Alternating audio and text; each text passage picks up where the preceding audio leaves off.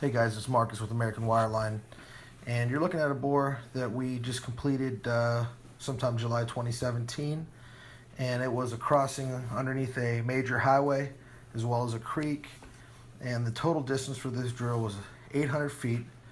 There was a 56-degree left turn on a 575-foot combined radius.